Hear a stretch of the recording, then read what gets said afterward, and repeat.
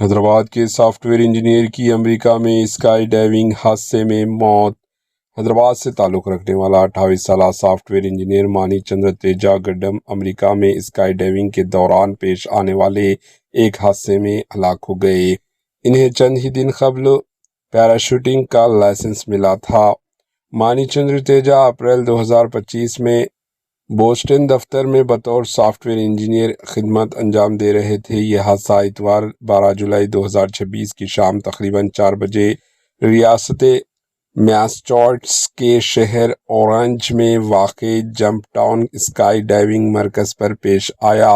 مقامی حکام کے مطابق تیجا بحفاظت نیچے اتر رہے تھے کہ لینڈنگ کے دوران اچانک چلنے والی تیز ہوا کے جھونکے نے ان کے پیراشوٹ کا توازن بگاڑ دیا، جس کے نتیجے میں وہ تقریباً 30 فٹ کی بلندی سے زمین پر گر گئے اور شدید زخمی ہو گئے۔ انہیں فوری طور پر اسپتال منتقل کیا گیا، تاہم ڈاکٹروں نے انہیں مردہ قرار دیا۔ Bureau report AHN news.